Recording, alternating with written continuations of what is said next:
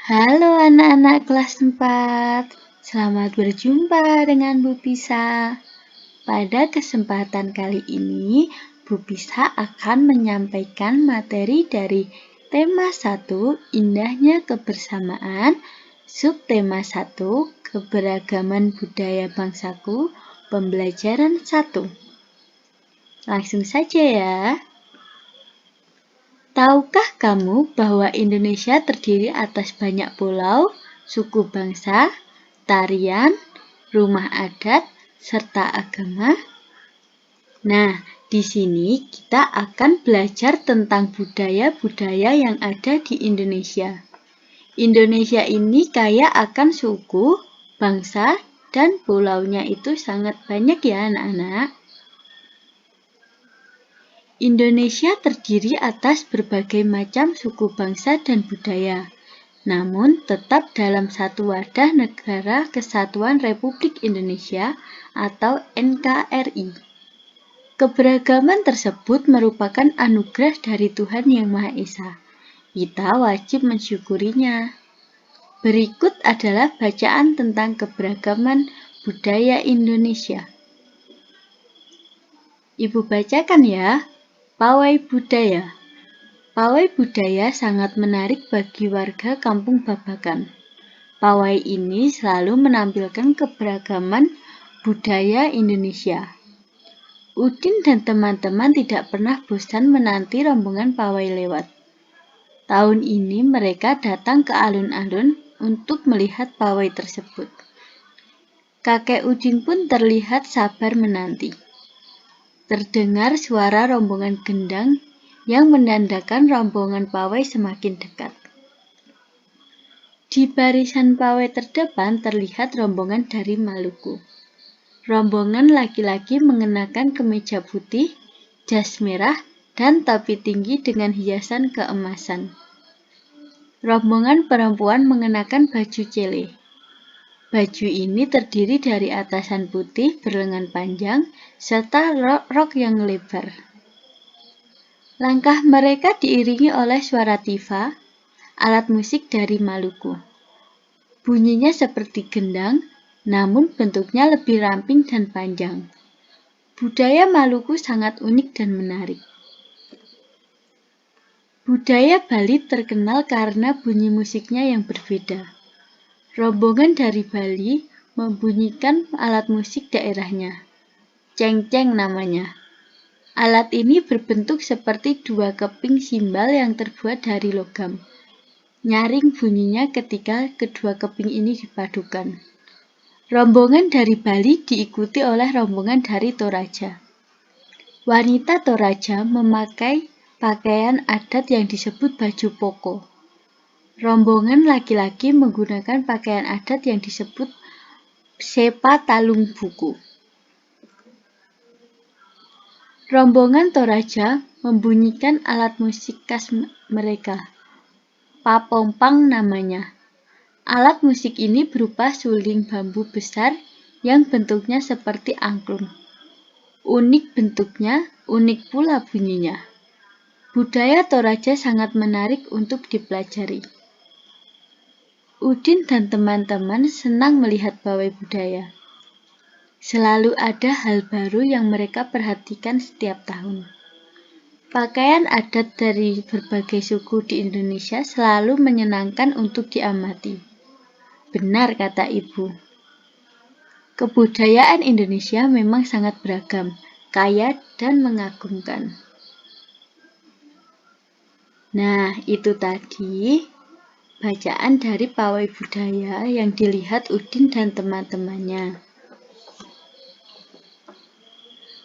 Setiap bacaan terdiri atas beberapa paragraf. Setiap paragraf memiliki gagasan pokok yang didukung oleh gagasan pendukung. Gagasan pokok adalah ide yang dibahas dalam suatu bacaan. Dapat berupa kalimat inti atau berupa pokok paragraf. Sedangkan gagasan pendukung adalah uraian atau tambahan informasi untuk gagasan pokok. Kita baca paragraf kedua dan mencari tahu gagasan pokok dan gagasan pendukung. Nah, di sini Bu Pisa sudah menuliskan paragraf 2. Dalam beberapa kalimat, jadi satu paragraf itu terdiri dari beberapa kalimat. Bacaan tadi ada 7 kalimat yang akan kita pelajari. Nah, 7 kalimat ini akan kita cari tahu gagasan pokok dan mana gagasan pendukungnya. Untuk kalimat yang pertama, di barisan pawai terdepan terlihat rombongan dari Maluku. Nah, kalimat selanjutnya, rombongan laki-laki mengenakan kemeja putih, jas merah, dan topi tinggi dengan hiasan keemasan. Berarti kalimat kedua ini menjelaskan kalimat pertama. Jadi, kalimat pertama ini disebut gagasan pokok. Dan kalimat kedua disebut gagasan pendukung. Kita lihat kalimat selanjutnya. Rombongan perempuan menggunakan baju cele. Baju ini terdiri dari atasan putih berlengan panjang serta rok lebar merah. Langkah mereka diiringi oleh suara tifa, alat musik dari Maluku. Bunyinya seperti gendang, namun bentuknya lebih ramping dan panjang. Budaya Maluku sangat unik dan menarik. Nah, di sini masih menjelaskan tentang rombongan dari Maluku. Jadi, kalimat selanjutnya termasuk gagasan pendukung. Indonesia adalah negara yang sangat beragam budaya, agama, dan bahasa daerahnya. Sebagai warga negara yang baik, kita wajib menghargai keragaman tersebut. Ini adalah keberagaman bangsa kita anak-anak. Bangsa Indonesia ini terdiri dari beribu pulau, tapi khusus untuk provinsinya kita sudah memiliki 34 provinsi. 34 provinsi itu memiliki ciri khas yang berbeda dari pakaian adat, tari, senjata, rumah, makanan, dan lain sebagainya. Nah, ini adalah contoh keberagaman yang ada di bangsa Indonesia. Indonesia terdiri atas berbagai macam bangsa dan budaya, namun tetap dalam satu wadah negara kesatuan Republik Indonesia. Keragaman tersebut merupakan identitas bangsa Indonesia yang membuat bangsa Indonesia dikenal sebagai bangsa yang memiliki kekayaan budaya, suku, dan agama yang berbeda-beda. Keberagaman tersebut merupakan anugerah dari Tuhan Yang Maha Esa. Kita wajib mensyukurinya. Wujud syukur tersebut dapat dilakukan dalam bentuk sikap saling menghargai antar suku dan pemeluk agama atau kepercayaan yang berbeda. Sebagai anak Indonesia, aku merasa bangga terhadap keberagaman yang ada. Menghargai perbedaan merupakan wujud dari semangat persatuan. Kita harus bangga anak-anak, bangsa Indonesia itu penuh keberagaman.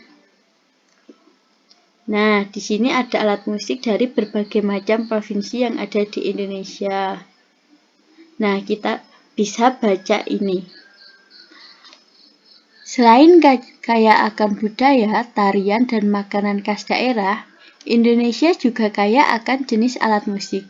Berikut adalah contoh alat musik yang dimiliki oleh berbagai suku di Indonesia.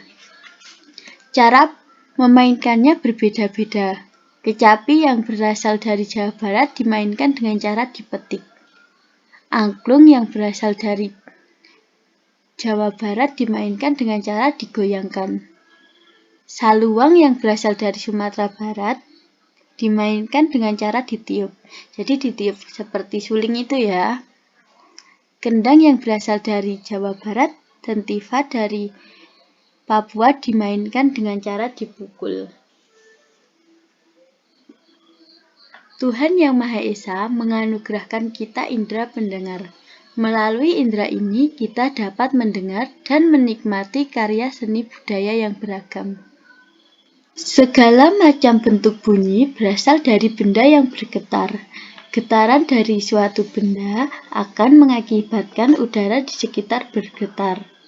Getaran tersebut akan menimbulkan gelombang bunyi di udara. Benda-benda yang bergetar dan menghasilkan bunyi disebut sumber bunyi.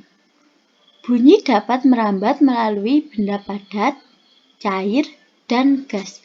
Akan tetapi bunyi tidak dapat merambat pada ruang hampa. Apa toh ruang hampa itu?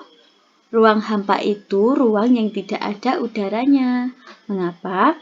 Karena bunyi itu akan merambat melalui benda padat, cair, dan gas melalui udara di sekitar kita, sehingga kita bisa mendengar bunyi-bunyi tersebut.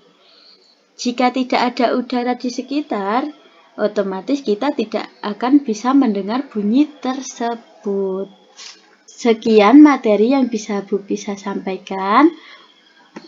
Semoga ilmu yang Bu Pisa berikan dapat bermanfaat untuk kalian semua ya.